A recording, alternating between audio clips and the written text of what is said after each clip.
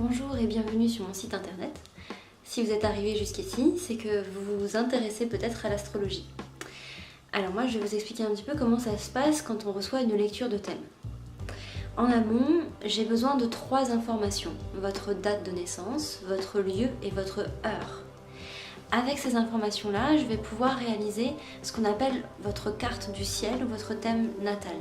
C'est comme si, au-dessus de la clinique où vous étiez né, un photographe avait pris la carte du ciel depuis ce lieu et elle représente votre identité, votre carte au trésor, votre mode d'emploi. Moi, cette carte, je vais l'étudier pendant 2 heures et demie en amont avant de venir vous retrouver. Et ensuite, on s'est donné un rendez-vous. Et là, pendant 1 heure et demie, moi, je vais vous raconter tout ce que je lis dans cette carte. Je suis une traductrice, je suis une lectrice. Moi, je sais lire l'astrologie. C'est une langue qui vous est peut-être étrangère, mais pas moi. Et donc, simplement, moi, je vais vous lire ce qui est écrit sur la carte de votre naissance.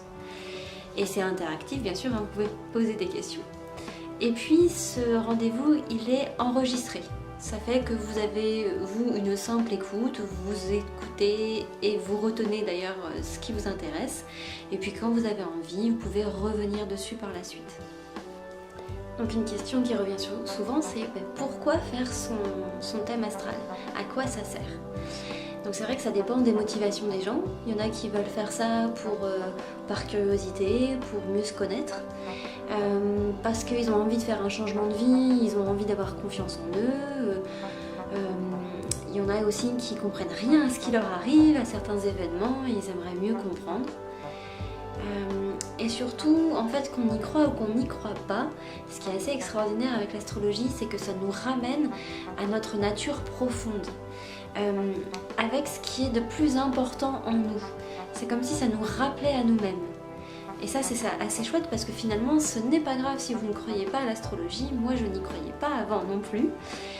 Mais c'est sûr qu'à la lecture de mon thème, ça m'a vraiment marqué à quel point la personne, elle me parlait de mon être en fait, de mon esprit. L'astrologie, c'est spirituel. Elle nous parle de l'esprit que nous sommes, qui avons décidé de vivre certains événements, certaines rencontres. Et on a tous à cœur de vivre au mieux notre vie et de ne pas passer à côté de notre vie. Donc c'est vrai que d'avoir une lecture de thème, ça permet souvent de se réaligner sur notre vie. Alors je dis souvent aux gens en fait qu'on n'est pas qu'un soleil. Effectivement, à votre naissance, on vous a dit, depuis votre naissance, on vous a dit que vous étiez de tel signe. Je suis taureau, je suis lion. Mais il n'y a pas 12 types d'individus sur Terre en fait, c'est beaucoup plus complexe que ça. Et encore heureux, chaque individu est unique. Et c'est pour ça qu'on étudie la globalité, c'est-à-dire pas que le signe solaire. On étudie les 10 planètes qui se sont installées sur la roue du zodiaque. Et c'est tout ça, c'est tout cet ensemble qui raconte qui vous êtes. Alors comment vous aimez? Je vais aller regarder Vénus. Comment vous communiquez? Comment est votre pensée? Je vais aller regarder Mercure. Quelle est votre manière d'agir? Je vais regarder Mars.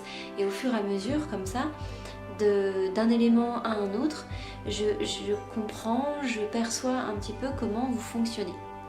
Après, il y a les maisons qui permettent de comprendre dans quel domaine d'activité vous allez avoir le plus envie d'agir.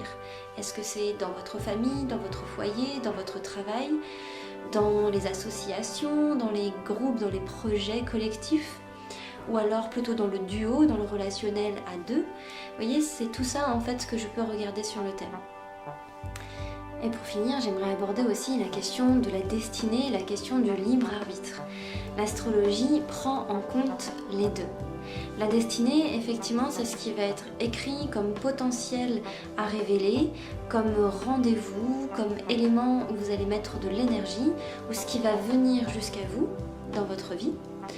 Et ça, effectivement, moi je peux que vous souhaiter de vivre votre vie et de ne pas passer à côté.